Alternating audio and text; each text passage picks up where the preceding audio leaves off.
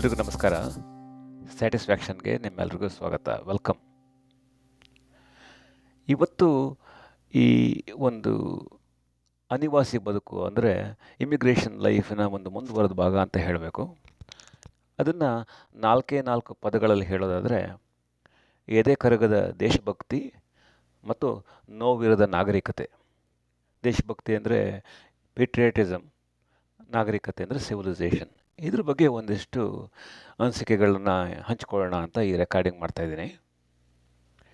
ನೀವು ಒಂದು ದೇಶದಿಂದ ಮತ್ತೊಂದು ದೇಶಕ್ಕೆ ಬಂದು ನೆಲೆ ಊರ್ತೀರಿ ಅಂತ ಅಂದರೆ ಬಹಳಷ್ಟು ಕನ್ಸಿಡ್ರೇಷನ್ಸ್ ಇದೆ. ದೇಶದಿಂದ ದೇಶನೇ ಬೇಡ, ಒಂದು ಊರಿಂದ ಮತ್ತೊಂದು ಊರಿಗೆ, ಒಂದು ಜಿಲ್ಲೆಯಿಂದ ಮತ್ತೊಂದು ಜಿಲ್ಲೆಗೆ, ಒಂದು ರಾಜ್ಯದಿಂದ ಮತ್ತೊಂದು ರಾಜ್ಯಕ್ಕೆ ಹೋದಾಗ ಸಾಕಷ್ಟು ಕನ್ಸಿಡ್ರೇಷನ್ಸ್ ಇರುತ್ತೆ. ಅಲ್ಲಿಯ ಆಚಾರ ವಿಚಾರ, ನಡೆ ನುಡಿ, ಒಂದು ಸಿಸ್ಟಮ್ ಅದಕ್ಕೆ ಹೊಂದ್ಕೊಳ್ಬೇಕಾದ್ರೆ ಭಾಳ ಸಮಯ ಬೇಕಾಗುತ್ತೆ. ಅದ್ರ ಜೊತೆಯಲ್ಲಿ ಭಾಷೆ ಬಾಂಧವ್ಯ ಅಂತಲೂ ಸೇರ್ಕೊಂಡ್ಬಿಟ್ರೆ ಇಟ್ಸ್ ಎ ಬಿಗ್ ಚೇಂಜ್. ಅಂಥದ್ರಲ್ಲಿ ನೀವು ಒಂದು ದೇಶದಿಂದ ಮತ್ತೊಂದು ದೇಶಕ್ಕೆ ಬಂದು ಸೇರಿಕೊಂಡು ಅಲ್ಲಿಯವರಾಗೆ ಹೋಗ್ತೀರಿ ಅಂದರೆ ಇದು ಒಂಥರ ಟ್ರಾನ್ಸ್ಫಾರ್ಮೇಷನ್ ಇದ್ದಂಗೆ. ಆ ಪರಿವರ್ತನೆಗೆ ಪ್ರತಿಯೊಬ್ಬರು ಅವರವ್ರು ತಗೊಳ್ಳೋ ಒಂದು ಸಮಯದಲ್ಲಿ ಭಾಳಷ್ಟು ವ್ಯತ್ಯಾಸ ಆಗುತ್ತೆ. ಕೆಲವರು ಆ ಒಂದು ಪರಿವರ್ತನೆಗೆ 1-2 ವರ್ಷದಲ್ಲೇ ಬಂದ್ಬಿಟ್ಟು ಅಲ್ಲಿ ಅಸಿಮಿಲೇಟ್ ಆಗ್ಬೋದು. ಕೆಲವರು ಡೆಕೇಡ್ಸ್ ಟುಗೆದರ್ ತಗೊಂಡ್ರೂ ಕೂಡ ಅವರಷ್ಟಕ್ಕೆ ಅವರೇ ಇರ್ಬೋದು. ಈ ಥರ ಸಾಕಷ್ಟು ಉದಾಹರಣೆಗಳನ್ನ ಕೊಡ್ಬೋದು. ಅದರಲ್ಲೂ ಒಂದು ವ್ಯವಸ್ಥೆಯಿಂದ ಮತ್ತೊಂದು ವ್ಯವಸ್ಥೆಗೆ ಹೋದಾಗ ಆ ರಿಸೀವಿಂಗ್ ವ್ಯವಸ್ಥೆ is it an open system ಅಂತ ಅಂದ್ಕೊಳ್ಳೋದು ಭಾಳ ಮುಖ್ಯ. ಯಾಕಂದರೆ America is one such open system. ಇಲ್ಲಿ ಎಲ್ಲರೂ ಎಲ್ಲಿಂದನೂ ಹೇಗೋ ಬಂದು ಒಂದು ವಿಲೀನವಾಗಿ ಒಂದು ಸದ್ಗತಿಯನ್ನು ಕಾಣೋ ಒಂದು ಅವಕಾಶ ಇದೆ.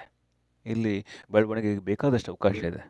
ಅದನ್ನು ಒಂದು ಬೆಂಬಲಿಸೋ ಪರಂಪರೆ ಇದೆ. ಹಾಗಾಗಿ ನೀವು ಭಾರತದಿಂದ ಅಮೇರಿಕದಕ್ಕೆ ಬರೋದಕ್ಕೂ, ಭಾರತದಿಂದ ಚೈನಾ, ರಷ್ಯಾ, ಕೊಲ್ಲಿ ರಾಷ್ಟ್ರಗಳು, ಆಸ್ಟ್ರೇಲಿಯಾ, ನ್ಯೂಜಿಲ್ಯಾಂಡ್, ಸೌತ್ ಅಮೇರಿಕಾ ಅಥವಾ ಯುರೋಪಿನ ಯಾವುದೇ ದೇಶಕ್ಕೆ ಹೋಗಿ ಇರೋದಕ್ಕೂ ಬಹಳಷ್ಟು ವ್ಯತ್ಯಾಸ ಇದೆ. ಅದನ್ನು ಕೆಲವೊಂದನ್ನು ಕ್ಲೋಸ್ಡ್ ಎಂಡ್ ಸಿಸ್ಟಮ್ ಅಂತಲೇ ಅನ್ಬೋದು. ನಿಮಗೆ ಕೆಲವೊಂದು ದೇಶದಲ್ಲಿ ಏನೇ ಮಾಡಿದ್ರೂ you won't get the citizenship no matter what. ನಿಮ್ಮನ್ನು ಯಾವತ್ತೂ ಕೂಡ ಇಮಿಗ್ರೆಂಟ್ಸ್ ಆಗಿ ದೂರನೇ ಇಡ್ಬೋದು. ಮತ್ತು ಈ ಒಂದು ವ್ಯವಸ್ಥೆ ಜೊತೆಗೆ ಜಪಾನ್, ಚೈನಾ, ರಷ್ಯಾ ಮತ್ತು ಕೊರಿಯಾ ದೇಶಗಳಲ್ಲಿ ಭಾಷೆನೇ ಒಂದು ದೊಡ್ಡ ತೊಡಕಾಗಿ ಕಾಣ್ಬೋದು. ಈ ಭಾಷೆ ಜೊತೆಗೆ ಆಹಾರ ಪದ್ಧತಿ, ಧಾರ್ಮಿಕ ಆಚರಣೆ, ಮನೋಭಾವನೆಗಳು, ಆಮೇಲೆ ಎಸ್ಪೆಷಲಿ ನೀವು ಸೌತ್ ಅಮೇರಿಕನ್ ವ್ಯವಸ್ಥೆಗೆ ಹೋದರೆ ನೀವು ಅಲ್ಲಿ ಭಾಷೆ ಜೊತೆಗೆ ಆಹಾರನೂ ಕೂಡ ಒಂದು ದೊಡ್ಡ ತೊಡಕಾಗ್ಬೋದು. ಇದನ್ನೆಲ್ಲ ನೀವು ಗಮನದಲ್ಲಿಟ್ಕೊಂಡು ಒಂದು ದೇಶದಿಂದ ಮತ್ತೊಂದು ದೇಶಕ್ಕೆ ಬಂದಾಗ there is no straight forward formula. So ಈಗ ನಾನೇನು ಮಾಡ್ತಾಯಿದ್ದೀನಿ, ಈ ಅನಾಲಿಸಿಸಲ್ಲಿ ಅಮೇರಿಕವನ್ನು ಮುಖ್ಯವಾಗಿ ತಗೊಂಡು ಅಲ್ಲಿ ಭಾರತೀಯರು ಅಂದರೆ ನಮ್ಮಂಥವ್ರು ಅಮೇರಿಕಕ್ಕೆ ಬಂದು ಹೇಗೆ ವಿಲೀನರಾಗ್ತಾರೆ ಅನ್ನೋದ್ರ ಬಗ್ಗೆ 1-2 ಎಕ್ಸ್ಪೀರಿಯನ್ಸನ್ನು ಶೇರ್ ಮಾಡ್ತೀನಿ ಅಷ್ಟೇ. ಫಸ್ಟು ನಾವೇನು ಮಾಡಬೇಕು, ಅಮೇರಿಕನ್ ಅಂದರೆ ಯಾರು, ಅಮೇರಿಕನ್ನರು ಅಂದರೆ ಯಾರು ಅಂತ ನಾವು ಯೋಚನೆ ಮಾಡಬೇಕು. ಅದು ಅಷ್ಟು ಸುಲಭ ಅಲ್ಲ. ಹೂ ಆರ್ ಅಮೇರಿಕನ್ಸ್ ಅಂತ ಆನ್ಸರ್ ಮಾಡೋ ಪ್ರಶ್ನೆ ಇದೆಯಲ್ಲ, ಅಷ್ಟು ಈಸಿ ಅಲ್ಲ. ಈಗ ಅಮೇರಿಕದಲ್ಲೇ ಹುಟ್ಟಿ ಇಲ್ಲೇ ಬೆಳೆದವರು Americans according to their passport. ಆದರೆ ಸ್ವಲ್ಪ ನೀವು ಹಿಂದೆ ಹೋಗಿ ನೋಡಿದಾಗ ಇಲ್ಲಿ ನೇಟಿವ್ ಆಗಿ ಏನು ಇರ್ತಾಯಿದ್ರು ಅಮೇರಿಕನ್ ಇಂಡಿಯನ್ಸ್, ಅವರನ್ನು ಹೊರತುಪಡಿಸಿದ್ರೆ ಮತ್ತೆಲ್ಲರೂ ಕೂಡ ಈ ದೇಶದಲ್ಲಿ ಒಂದು ಮಟ್ಟದಲ್ಲಿ ವಲಸಿಗರೇ ಅನ್ಬೋದು. ಆದರೆ ಯಾವ್ಯಾವ ದೇಶಗಳ ಜನ, ಯಾವ್ಯಾವ ರೀಜನ್ಸ್ ಜನ ಇಲ್ಲಿ ಹೇಗೆ ಬಂದು ಅಸಿಮಿಲೇಟ್ ಆಗಿದ್ದಾರೆ and that over a period of 200 to 250 years ಅನ್ನೋದನ್ನು ಸೂಕ್ಷ್ಮವಾಗಿ ಗಮನಿಸಬೇಕಾಗತ್ತೆ. ಮುಂದಿನ ವರ್ಷ ಅಮೇರಿಕಾ 250 ವರ್ಷಗಳ ಒಂದು ಇಂಡಿಪೆಂಡೆನ್ಸ್ನ ಸೆಲೆಬ್ರೇಟ್ ಮಾಡ್ತಾ ಇದೆ. So that means this country has a history of more than 200 years of immigrants coming from every nook and corner. ಈ ಅಮೇರಿಕನ್ಸ್ ಅಂದರೆ ಯಾರು ಅನ್ನೋದರ ಒಂದು ಚಿತ್ರಣ ನೀವು ನೋಡಬೇಕು ಅಂದರೆ ಅದನ್ನು ಅಮೇರಿಕದಿಂದ ಹೊರಗಡೆ ಹೋಗಿ ನೋಡಬೇಕಾಗತ್ತೆ. ಒಂದು ಕಾಲದಲ್ಲಿ ಅಮೇರಿಕದಲ್ಲಿ ಸುಮಾರು 85 to 90% ಇದ್ದ ಕಾಕೇಷಿಯನ್ಸ್ ಅಂದರೆ ಬಿಳಿ ಜನ ಏನಿದ್ರು ಅದು 2020 ಸೆನ್ಸಸ್ ಪ್ರಕಾರ ಸುಮಾರು 75%ಗೆ ಇಳಿದಿರ್ಬೋದು.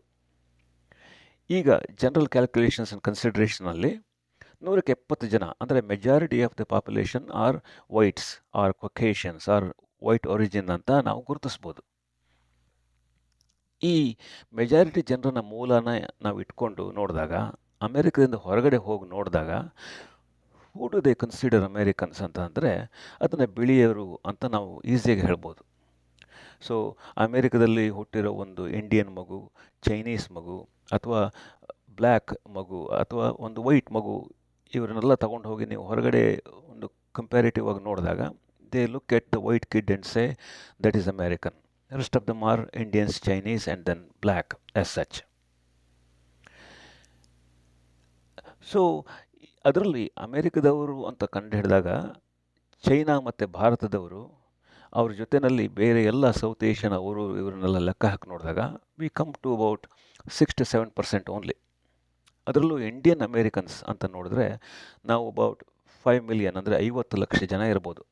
ಅಂದರೆ ಇವತ್ತಿಗೆ ನೀವು ಅಮೇರಿಕನ್ ಪಾಪ್ಯುಲೇಷನ್ ಸುಮಾರು 350 ಮಿಲಿಯನ್ ಅಂತ ಅಂದ್ಕೊಂಡ್ರೆ, ವಿ ಆರ್ ಅಬೌಟ್ 1.5% ಅಷ್ಟೇ Indians.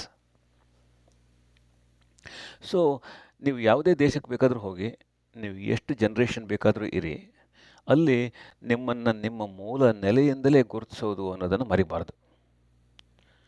Unless someone is white, rest of them are identified as such. Black, African American, Chinese, South Asians, Indians, Middle Eastern, Hispanics, Latinos, etc. ಆಮೇಲೆ over a period of time mixed marriage ಅದು ಇದು ಎಲ್ಲ ಆಗಿ, so things get assimilated. But ಈ core ಒಂದು continues ಆಗಿ ಉಳಿಯುತ್ತೆ ಅನ್ನೋದು ಸ್ಟ್ರೆಸ್ಫುಲ್ ಪಾಯಿಂಟ್ ಇಲ್ಲಿ. ಮತ್ತೊಂದೇನು ಅಂದರೆ, you usually hear Indian Americans, African Americans ಅಂತ ಕೇಳ್ತಿರೋ ಹೊರತು ಎಲ್ಲೂ ಯುರೋಪಿಯನ್ ಅಮೇರಿಕನ್ಸ್ ಅಂತ ಕೇಳ್ಬಾರಲ್ಲ ಹೆಚ್ಚಿಗೆ. ಯಾಕಂದರೆ ನಮ್ಮ ಜೊತೆಗೆ ಆಫೀಸ್ನಲ್ಲಿ ಕೆಲಸ ಮಾಡೋ ಒಂದಿಷ್ಟು ಜನ ಕ್ರೊಯೇಷನ್ಸ್ ಇದ್ದಾರೆ, ಒಂದಿಷ್ಟು ಜನ ಯುರೋಪ್, ಜರ್ಮನಿ ಮತ್ತು UK ಬಂದವರು ಇದ್ದಾರೆ. ಅವರು ಬಿಳಿಯ ಜನ ಆದ್ದರಿಂದ ದೇ ಗೆಟ್ ಅಸಿಮ್ಯುಲೇಟೆಡ್ ಸೋ ಈಸಿಲಿ. ಈ ಒಂದು ಅವರಿಗೆ ಆ್ಯಕ್ಸೆಂಟ್ ಇದ್ದರೂ ಕೂಡ they get considered as white. Nobody says this person is European American. On the other hand, African Americans, Indian Americans, Asian Americans ಅನ್ನೋದು ಬಹಳ ಪ್ರಬಲವಾಗಿ ಕೇಳಿಬರೋ ಮಾತು. ನಾನು ಯಾವಾಗಲೂ ಹೇಳ್ತಾ ಇರ್ತೀನಿ, ಹತ್ತಿರದ ಒಂದು ವಿಷಯವನ್ನು ಚೆನ್ನಾಗಿ ಅರ್ಥ ಮಾಡ್ಕೊಳ್ಬೇಕಾದ್ರೆ ಅದನ್ನು ದೂರ ಹೋಗಿ ನೋಡಬೇಕು ಅಂತಾರಲ್ಲ, ಹಾಗೆ ಫಾರ್ ಎಕ್ಸಾಂಪಲ್ ಸಮುದ್ರದ ತಳವನ್ನು ಅಧ್ಯಯನ ಮಾಡೋದಕ್ಕೆ ಅಥವಾ ಅದನ್ನ ಸಂಶೋಧನೆ ಮಾಡೋದಕ್ಕೆ you use the satellites in the space. ಅದೇ ಥರ, so you in order to study the local population, you have to go away outside of the country to see what's going on ಅಂತ. ಈ ಒಂದು ದೇಶವನ್ನು ಅಥವಾ ಒಂದು ಯಾವುದೇ ಒಂದು ಸೊಸೈಟಿನ ಅರ್ಥ ಮಾಡ್ಕೊಳ್ಳೋದಕ್ಕೆ ನಾನು ಒಂದು 3 ಪಾಯಿಂಟ್ ಫಾರ್ಮುಲಾ ಕಂಡುಹಿಡ್ಕೊಂಡಿದ್ದೀನಿ. ಅದೇನೆಂದರೆ the FAR method. The FAR ಮೆಥಡ್ನಲ್ಲಿ the F stands for a flag, A stands for their anthem, national anthem, and R stands for the religious mix.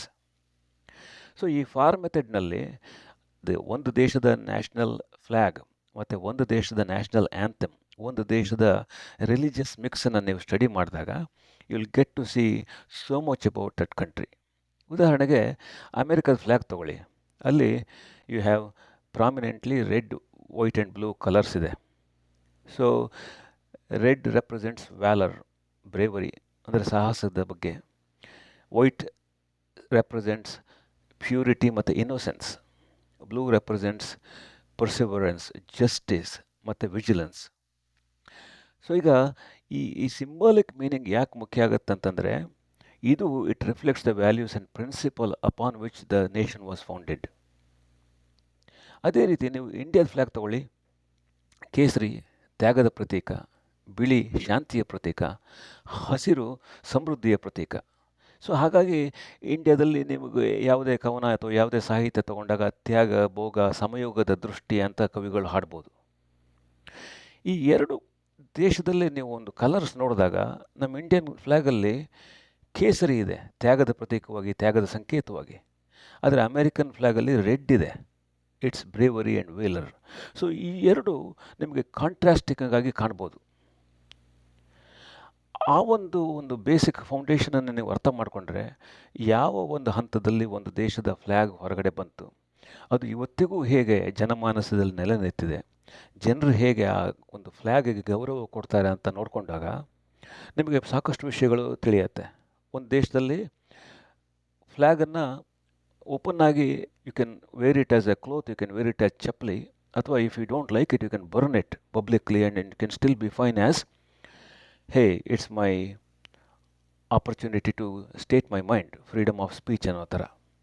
On the other hand, ಇಂಡಿಯಾದಲ್ಲಿ ಎಷ್ಟೋ ವರ್ಷಗಳ ಕಾಲ ನೀವು ನಿಮ್ಮ ಮನೆ ಮೇಲೆ ಬಾವುಟನೇ ಹಾರಿಸೋ ಒಂದು ಸ್ಥಿತಿ ಇರಲಿಲ್ಲ. ಆಮೇಲೆ ಕಾನೂನುಗಳು ಬದಲಾಗಿ ಈಗ ನಾವು people do celebrate independence day, republic day, ಅದೆಲ್ಲ ನಿಮಗೆ ಬೇಕಾದಾಗ ಫ್ಲ್ಯಾಗ್ ಹಾಕ್ಕೋಬೋದು. ಬಟ್ ಇಂಡಿಯಾದಲ್ಲಿ ನಾವು ಇಂಡಿಯನ್ ಫ್ಲ್ಯಾಗನ್ನು ಚಪ್ಪಲಿಯಾಗಿ ಉಪಯೋಗಿಸ್ತೀವ, ಚಪ್ಪಲಿ ಮೇಲೆ ಹಾಕ್ಕೋತೀವ? I don't think so. ಆದರೆ ಅಮೇರಿಕಾದಲ್ಲಿ I have seen so many ಬಟ್ಟೆ, ಚಪ್ಪಲಿ ಎಲ್ಲದರ ಮೇಲೂ ಫ್ಲ್ಯಾಗ್ ಹಾಕ್ಕೋತಾರೆ. ಸೊ ಇದು ಒಂದು ಮುಖ್ಯವಾದ ಒಂದು ವಿಷಯ ಆಗುತ್ತೆ. ನೆಕ್ಸ್ಟ್ ಬಂದ್ಬಿಟ್ಟು ನ್ಯಾಷನಲ್ ಆ್ಯಂಥಮ್. ನ್ಯಾಷನಲ್ ಆ್ಯಂಥಮ್ ತೊಗೊಂಡ್ರೆ ನೀವು American national anthem star spangled banner ಅಂತ ಬರುತ್ತಲ್ಲ, ಏನು ಫ್ರಾನ್ಸಿಸ್ ಸ್ಕಾಟ್ ಕೀ ಆ ವರ್ಲ್ಡ್ ವಾರ್ ಟೈಮಲ್ಲಿ. So it was like a big deal to be able to see ಆ ಒಂದು ವಾರಲ್ಲಿ ಹೊರಗಡೆ ಬಂದಾಗ ಆ ಒಂದು ನೋವಿನಿಂದ ಒಂದು ಬರೆದಂಥ ಹಾಡು, ರೈಟ್? ಆ ಸ್ಟಾರ್ ಸ್ಪ್ಯಾಂಗಲ್ ಬ್ಯಾನರ್ನಲ್ಲಿ ಏನೇನಿದೆ ಅಂತಂದರೆ, you will have references to bombs, rockets, triumphs, wins and losses. So ಅದರಲ್ಲಿ ಈ ಒಂದು ನ್ಯಾಷನಲ್ ಆಂಥಮ್ ಹಾಡೋ ರೀತಿಯೇ ಬೇರೆ. ನೀವು ಈ ನಮ್ಮ ಇಂಡಿಯಾದ ಜನಗಣಮನ ಥರ ಒಂದು ಸರಳವಾಗಿ ಹಿಂಗೆ ಹಾಡೋಕ್ಕಾಗಲ್ಲ. There is so much ups and downs and variations. American national ಆಂಥಮನ್ನು ಸರಿಯಾಗಿ ಹಾಡೋದು ಅಷ್ಟು ಸುಲಭ ಅಲ್ಲ. But on the other hand, ನಮ್ಮ ಇಂಡಿಯನ್ ನ್ಯಾಷನಲ್ ಆಂಥಮ್ ತೊಗೊಳ್ಳಿ, ರವೀಂದ್ರನಾಥ್ ಟ್ಯಾಗೋರ್ ಬರೆದಿರೋ ಜನಗಣಮನದಲ್ಲಿ ಅಲ್ಲಿ ಒಂದು ಭಾಗ್ಯವಿಧಾತ ಅಂತ ಒಂದು ರೆಫರೆನ್ಸ್ ಬರುತ್ತೆ.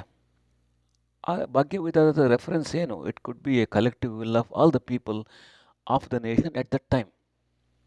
ಒಂದು ಸೆನ್ಸ್ ಆಫ್ ಡೆಸ್ಟಿನಿ ಅನ್ನೋ ಥರ ಭಾಗ್ಯವಿಧಾತ. ಅಲ್ಲಿ ಪಂಜಾಬ್, ವಿಂಧ್ಯ, ಆ ಪ್ರಾಂತ್ಯಗಳು, ದ್ರಾವಿಡ, ಉತ್ಕಲ, ವಂಗ, ಅವುಗಳನ್ನೆಲ್ಲ ಒಟ್ಟುಗೂಡಿಸೋ ಒಂದು ಕನ್ಸಿಡ್ರೇಷನ್ ಇದೆ. ಸೊ ಆ ನ್ಯಾಷನಲ್ ಆ್ಯಂಥಮಲ್ಲಿ ರಾಕೆಟ್ಗಳು ಹಾರಲ್ಲ, ಬಾಂಬ್ಗಳು ಬರ್ಸ್ಟ್ ಆಗಲ್ಲ. ಅಲ್ಲಿ ಒಂದು ಯೂನಿಟಿ, ಒಂದು ವೈವಿಧ್ಯತೆ, ಒಂದು ಸಂಕೀರ್ಣತೆ, ಒಂದು ಪ್ರತೀಕವಾಗಿ ನಿಮಗೆ ಕಾಣುತ್ತೆ. ಮೂರನೇದಾಗಿ, if you take the religious mix, ಅಮೇರಿಕಾದಲ್ಲಿ ನಿಮಗೆ ರಿಲಿಜಿಯಸ್ ಮಿಕ್ಷನ್ ಆಗಿ ನಿಮಗೆ ಪ್ರೈಮರಿಲಿ 60 to 65% ಕ್ರಿಶ್ಚಿಯನ್ಸ್ ಸಿಗ್ತಾರೆ. ಇನ್ನೊಂದು 30 ಜನ ರಿಲಿಜಿಯಸ್ಲಿ ಅನ್ಎಫಿಲಿಯೇಟೆಡ್ ಆಗಿ ಕಾಣ್ತಾರೆ. ಇನ್ನು ರಿಮೈನಿಂಗ್ 6 to 7% ಏನಿದ್ದಾರೆ ಅದರಲ್ಲಿ ಜೂಯಿಷ್, ಹಿಂದೂ, ಮುಸ್ಲಿಂ ಮತ್ತು ಉಳಿದ ಎಲ್ಲ ಬ್ರೇಕ್ ಡೌನ್ಗಳು ಸಿಗುತ್ತೆ ನಿಮಗೆ. But on the other hand, ಇಂಡಿಯಾದ ರಿಲಿಜಿಯಸ್ ಮಿಕ್ಸನ್ನು ನೋಡಿ ನೀವು, ಸುಮಾರು 75-80% ಹಿಂದೂ ಪಾಪ್ಯುಲೇಷನ್ ಇದೆ. ಮುಸ್ಲಿಮ್ಸ್ ಒಂದು 14-15% ಇದ್ದಾರೆ. ಕ್ರಿಶ್ಚಿಯನ್ಸ್ ಒಂದು 3-5% ಇರ್ಬೋದು. ಸಿಖ್ಸ್ ಇದ್ದಾರೆ, ಬುದ್ಧಿಸ್ಟ್ ಇದ್ದಾರೆ, ಜೈನ್ಸ್ ಇದ್ದಾರೆ. ಹಾಗಾಗಿ ಕವಿಗಳು ಏನು ಬರೀತಾರೆ? ಹಿಂದೂ, ಬುದ್ಧ, ಜೈನ, ಕ್ರಿಸ್ತ, ಮುಸಲ್ಮಾನ ಧರ್ಮಗಳ ಮಹಾಸಾಗರ ಅಂತ ಬರೀತಾರೆ. ಈ ಒಂದು ರಿಲಿಜಿಯಸ್ ಅಫಿಲಿಯೇಷನ್ ಒಂದು ಮಿಕ್ಸ್ಚರ್ ಏನಾಗುತ್ತೆ, ಅದು ಪೊಲಿಟಿಕಲ್ ಸಿಚುವೇಶನ್ ಅಥವಾ ಸಿಸ್ಟಮ್ಗೆ ಕಂಟ್ರಿಬ್ಯೂಟ್ ಆಗುತ್ತೆ, ಡೈರೆಕ್ಟ್ ಕಂಟ್ರಿಬ್ಯೂಷನ್ ಬರುತ್ತೆ.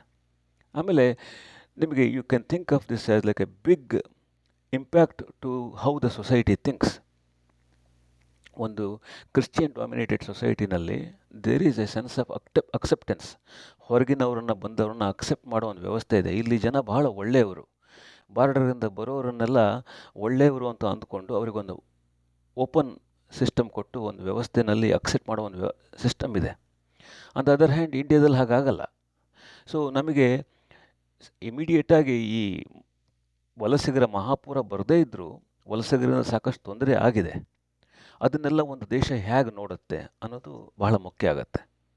ಇಂಡಿಯಾದಲ್ಲಿ ಒಂದು ಮುಖ್ಯವಾದ ಆಪರ್ಚುನಿಟಿ ಅಥವಾ ಒಂದು ಪ್ರಾಬ್ಲಮ್ ಏನು ಅಂದರೆ, ಅನೇಕತೆಯಲ್ಲಿ ಏಕತೆಯನ್ನು ಕಾಣೋದು, ಒಂದು ವೈವಿಧ್ಯತೆಯಲ್ಲೇ ಭಾರತದ ಒಂದು ಸಂಪೂರ್ಣ ಚಿತ್ರಣವನ್ನು ನೋಡೋದು.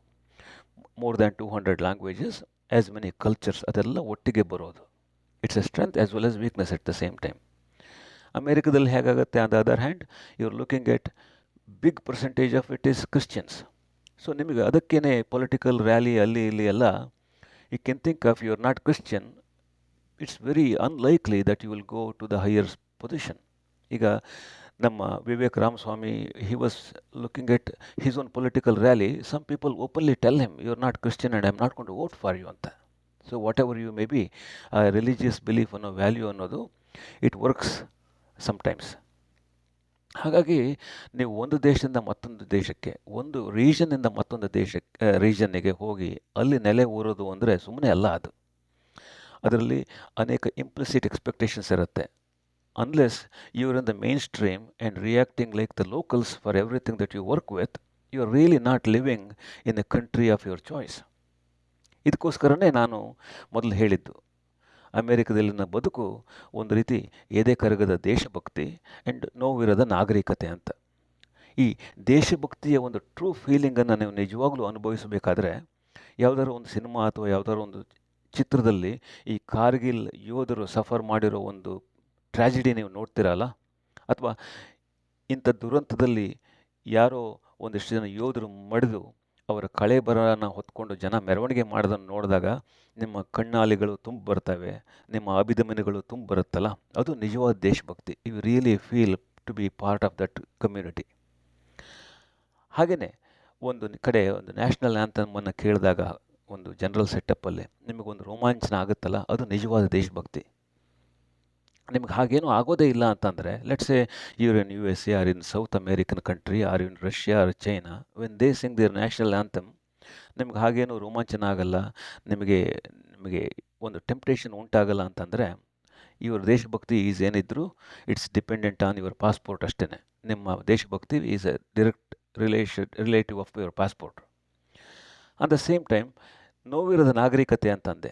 ನೋವಿರದ ನಾಗರಿಕತೆ ಅಂತಂದರೆ ಏನು ಅಂದರೆ, ನನ್ನ ಪ್ರಕಾರ you don't have an equity in building the civilization around here for a long time. ಈಗ for generations together you have not been part of the pain. ಅದಿಲ್ಲ ಅಂದಾಗ you are just a guest and living as such. ಅದಕ್ಕೇ immigration ಜರ್ನಲ್ನಲ್ಲಿ they call you as a legal alien, a naturalized citizen. You are not a citizen that is born and brought up for over a period of 200 years. That's been part of the fun as well as pain. ಅದಕ್ಕೋಸ್ಕರನೇ ನಮ್ಮ ಬದುಕೇನಿದ್ರು ಕೂಡ ಒಂದು ನೋವಿರದ ನಾಗರಿಕತೆಯಾಗಿ ಒಂದು ಲೆವೆಲ್ನಲ್ಲಿ ನಿಂತ್ಕೊಳ್ಳುತ್ತೆ. So back to the summary of today's episode. ಒಂದು ದೇಶದಿಂದ ಮತ್ತೊಂದು ದೇಶಕ್ಕೆ ಹೋದಾಗ there are so many considerations. ಅದನ್ನು ನೀವು ದ ಫಾರ್ ಮೆಥಡ್ ಯೂಸ್ ಮಾಡಿ ಅರ್ಥ ಮಾಡ್ಕೊಬೋದು. Study the flag, study the anthem, study the religious mixture of a given country, you know exactly what it represents. And finally, until and unless somebody is willing to assimilate or is readily assimilating, ನಮ್ಮ ಬದುಕೇನಿದ್ರು ಕೂಡ ಒಂದು ಎದೆ ಕರಗದ ದೇಶಭಕ್ತಿಯಾಗಿ ತೋರ್ಪಡುತ್ತೆ. ಆಮೇಲೆ ನಮ್ಮ ಬದುಕೇನಿದ್ರು ಕೂಡ ಒಂದು ನೋವಿರದ ನಾಗರಿಕತೆಯಾಗಿ ಹೊರಗೆ ಕಾಣುತ್ತೆ ಅನ್ನೋದು ಇವತ್ತಿನ ತಾತ್ಪರ್ಯ. Hope this helps.